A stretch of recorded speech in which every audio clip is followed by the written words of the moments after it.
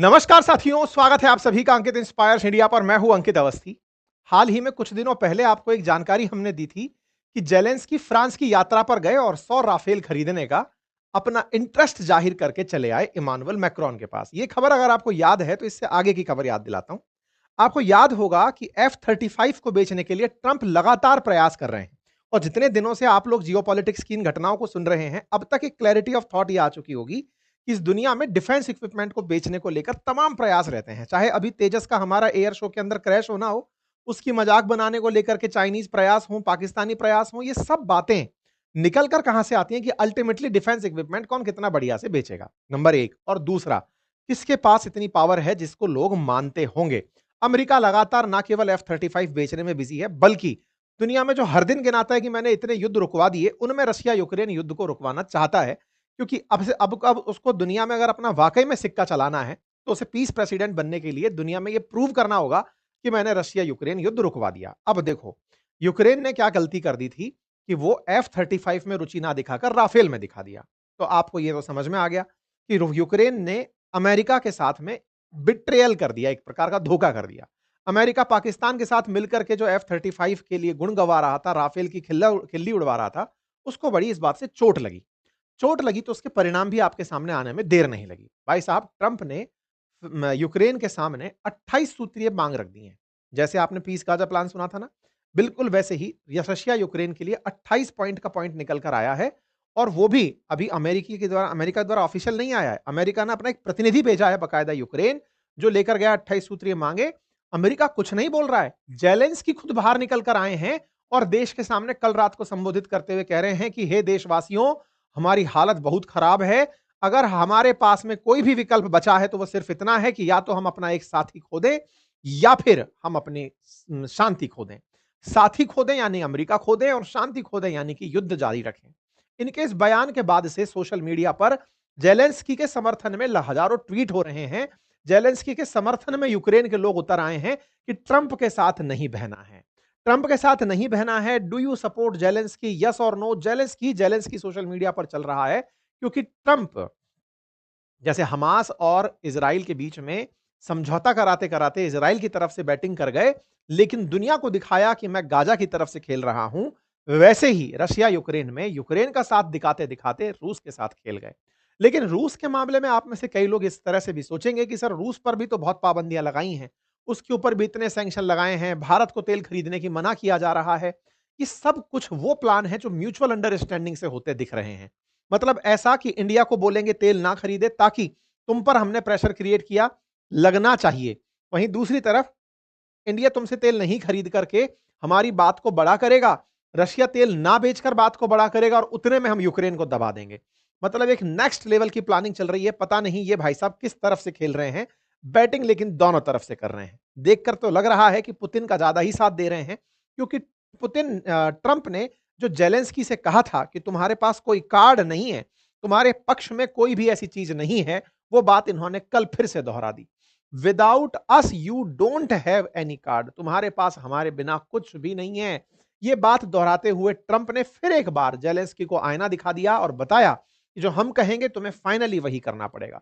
Trump का 28 point plan निकल कर आया, पीस प्लान, जिसको जेलेंस्की ने रिजेक्ट कर दिया। ये सुबह की खबर बनकर आ रही है, लेकिन इस रिजेक्शन को अभी ऑफिशियल वो नहीं मिला है। मैं पहले से क्लियर कर देता हूं, ये दोनों जो न्यूज आप सुन रहे हैं, इन दोनों में ना तो अमेरिका ने ऑफिशियली इस बात को कहा और ना ही यूक्रेन ने ऑफिशियली इसको डिनायल की बात कही। लेकिन ये इतनी चर्चा क्यों आ गई? क्योंकि यूक्रेन के अंदर जेलेंस्की के वीडियो वायरल हो रहे हैं। जेलेंस्की ने ऑफिशियली पूरी दुनिया के देशों से बात कर ली है जो उसके समर्थक हैं। जेलेंस्की खुद कल का एक वीडियो डालकर बोल चुके हैं कि हमारे सामने एक ऐसा प्रपोजल आया है जिसको मान लिया तो हम खत्म हो जाएंगे। तो आपके दिमाग में सवाल तो आना चाहिए कि ऐसा क्या है इसके मानते ही यूक्रेनियंस में डर आ गया है? ऐसी कौन सी शांति फ्रेमवर्क है जो कि अमेरिका के सेना सचिव डैन डिस्क्रॉल लेकर यूक्रेन पहुंचे हैं? और यूक्रेन की सुरक्षा गारंटियों का जिसमें जिक्र किया गया है, असल में इस मायने में कहा गया है कि यूक्रेन को कुछ जमीन छोड़नी होगी, सेना का साइज सिंचित करना होगा, सीमित करना होगा, नाटो को यूक्रेन में सैनिक भेजने से रोकना होगा। यह बात जब ट्रंप से पूछी गई कल के दिन, जब ममदानी मिलने आए थे, उस समय इनसे पूछा पत्रकारों ने, तो इन्होंने कहा कि हम अपना सपोर्ट रोक देंगे I've spoken with their people. We have a plan. It's horrible what's happening. It's a war that should have never happened. It would have never happened if I was president, and it's a shame. And I thought they should have acted quicker. But it's a cold winter, and a lot of the you talk about utilities, but a lot of the big energy producing plants have been under attack, to put it mildly, to put it nicely. We have a way of getting peace, or we think we have a way of getting peace. He's going to have to approve it. Just so sad, so many people. Last month they lost 25,000 soldiers. This is something, we haven't seen anything like this since the Second World War. They're averaging 6,000 or 7,000 a week between the two of them, dead soldiers. And it goes on, and I think they're getting reasonably close, but I don't want to predict. I would have said that would have been one of my early ones. I did 8 peace deals of countries, including in India, Pakistan. You could even go, in fact, they're coming here in a week or two, go to the Congo and Rwanda. That was 10 million people dead, and we worked something out on that. But so many, and the one I thought would have been, for me, because I have a very good relationship with President Putin, I thought that would have been maybe quicker. But it does take 2 to tango. And now you just see all the death. And, it doesn't affect us other than the fact that we don't want to see all those people. That really, it's on the other side of the ocean. It's a war that should have never happened. It did happen. I blame the person also sitting right behind this desk. This is a war that should have never happened. And it wouldn't have happened if I were president. But we're trying to save a lot of lives. They're losing 25,000 lives over the last short period of time. That's Ukrainian and Russian. And it's a shame. अगर Ukraine ने ये सब बातें नहीं मानी, well, at some point he's going to have to accept something. He hasn't accepted. You remember right in the Oval Office not so long ago, I said, you don't have the cards. Don't forget, I inherited this war. This war never would have happened. I inherited this war. And I thought he should have made a deal a year ago, 2 years ago. The ultimate deal would have been if it never started. That would have been the good deal. That could have been done too if you had the right president, but you didn't have the right president. साथ में इन्होंने ये भी कहा, आपको याद होगा मैं पहले कह चुका हूं, यूक्रेन के हाथ में कोई कार्ड नहीं है। तो चिड़े हुए ट्रंप ने, जो पाकिस्तान का साथ दे रहे थे राफेल के मामले में, F-35 ना लेने पर जेलेंस्की को फिर से उतने ही वोल्ट का झटका दिया है और कहा है कि तुम्हारे हाथ में कोई कार्ड नहीं है, तुम्हें मानना पड़ेगा जो मैं कहूंगा। कुल मिलाकर याद आ गई फिर से वो तस्वीर। इस बार बगल में भले ही जेलेंस्की ना हो, लेकिन पत्रकारों के माध्यम से इनके पास में यह सूचना पहुंचा दी कि तुम तीसरे विश्व युद्ध को करवाना चाहते हो, मैं ऐसा नहीं होने दूंगा, तुम्हारे हाथ में अब कोई कार्ड नहीं है। यह बात इतनी फेमस हुई थी कि लोग तो इसका साफ पूरी तरह से पोस्टर बनाकर टी शर्ट पर पहनने लगे थे। खैर, जेलेंस्की रात को आते हैं, आज आप 22 तारीख के दिन सुन रहे हैं, सुबह 3:30 बजे की खबर है। जेलेंस्की आते हैं, वीडियो डालते हैं और कहते हैं, we are facing one of the most dangerous period in Ukraine history. हम यूक्रेन के इतिहास में सबसे भीषण समय से गुजर रहे हैं। हमारे पास में आज का समय बहुत ही दिक्कत भरा है, क्योंकि हमें एक चॉइस करनी है। हम अपना सम्मान खो दें, हमारी स्वतंत्रता खो दें, या लूजिंग अस सपोर्ट, यूएस सपोर्ट, या फिर हम अमेरिका का सपोर्ट खो दें। हमारे पास तो ही ऑप्शंस हैं, या तो अमेरिका को साथ रख लें या अपने सम्मान को साथ रख लें। हमने डिग्निटी को चुना है, हमने सम्मान को चुना है। My answer is my oath of office, मेरा जवाब जो मैंने सब कुछ उस समय शपथ खाई थी वही है। I did not betray Ukraine in February 2022 and we won't betray it now. मैं 2022 में भी यूक्रेन का साथ नहीं छोड़ा था और आज भी यूक्रेन का साथ नहीं छोड़ूंगा। साथियों, कहानी इतने इंटरेस्टिंग मोड पर आ पहुंची है कि जेलेंस्की ने कल रात को, ये जो मतलब आज की सुबह ही कही है, जो वीडियो डाला है, इसका सीधा सा मतलब है कि हम यूएस सपोर्ट को नहीं लेना चाहते, हम अपना सम्मान खोना हम सम्मान के लिए लड़ाई लड़ेंगे, हम अपनी स्वतंत्रता के लिए लड़ाई लड़ेंगे, हम नहीं चाहते। तो अब आपके दिमाग में प्रश्न बनेगा कि ऐसा उसमें क्या मांग लिया इन्होंने, ऐसा उस 28 सूत्रीय मांग में क्या था जिससे कि इनको यह लग रहा है। क्योंकि ट्रंप जिनके लिए 24 घंटे में युद्ध रुकवाना था, वो रुकवा इसलिए नहीं पा रहे क्योंकि दोनों पार्टी मान नहीं रही हैं, दोनों पीछे हटने को तैयार नहीं है। ट्रंप के तमाम प्रयास हो गए, जेलेंस्की के साथ डील डाल सब साइन कर ली, इतनी तक साइन कर ली कि तुम्हारे मिनरल्स हम लेंगे, पुतिन को बुलाकर सम्मानित कर ले, लेकिन दोनों ही पीछे हटने को तैयार नहीं है। ऐसे में ट्रंप ने यूक्रेन को कहा, तुम्हें हमारा प्रपोजल मानना होगा, लेकिन दोनों ही अपनी तरफ से लगे हुए हैं कि हम सब झुकने को तैयार नहीं है। ऐसे में ट्रंप ने पुतिन के ऊपर तो सैंक्शन का खेल खेल लिया ताकि दुनिया वाले देश उसके साथ तेल ना खरीदें, लेकिन सही मायने में रशिया के ऊपर और कोई दबाव भी नहीं डाला गया। आपको कल के सेशन में हमने बताया था कि अब तो भारत ने भी तेल खरीदना रोक दिया है। कल रिलायंस वाला सेशन आपने देखा भी होगा, उसे देखिएगा एक बार, जिसमें यूएस ने मान लिया था कि भारत तेल नहीं खरीद रहा है। भारत की रिलायंस ने भी बोल दिया कि एक्सपोर्ट के लिए अब हम तेल रशियन नहीं खरीदेंगे। खैर ये सब बातें पुरानी होगी, फिलहाल हम लौटकर उसी पर आते हैं कि ट्रंप ने 28 कौन से ऐसी मांगे रख दी जिससे यूक्रेन इतना उद्विग्न हो गया कि हम रूस अमेरिका का साथ छोड़ने को तैयार हैं। भाई साहब, पीबीएस न्यूज आवर के अंदर एक 28 सूत्रीय योजना का फ्रेमवर्क आउट हुआ है, जिसके बारे में यूक्रेन ने वीडियो बनाकर डाल दिया है। और उन्होंने ये कहा कि भाई देखो, सिंपल सी बात यह है कि यूक्रेन वालों, तुम्हें अपनी सेना को घटाकर 6 लाख तक लाना होगा। तुम रूस पर जाकर हमला नहीं करोगे, और तो और यूक्रेन को डोनास्क क्षेत्र का वो हिस्सा छोड़ना पड़ेगा जिस पर अभी भी उसका नियंत्रण है।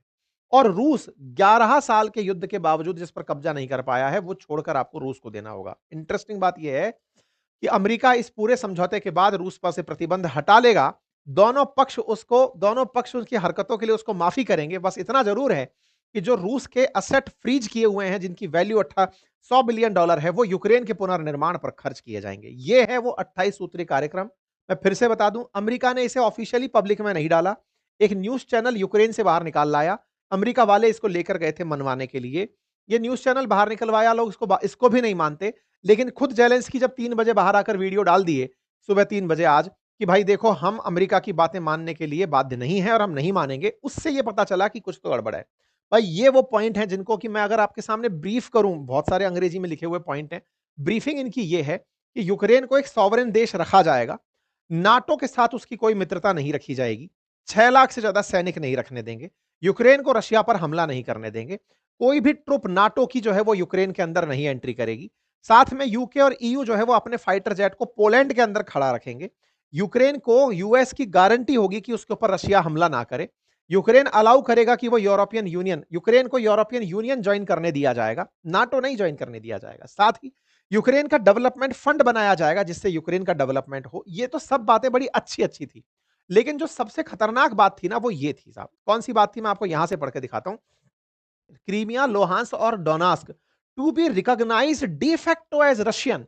मतलब जो यूक्रेन का हिस्सा रशिया ने कब्जा कर लिया है, उसे आप रशिया का ही रहने दो, including by United State. United State भी यही चाहता है और यूनाइटेड स्टेट भी उसे रशिया का ही मानेगा।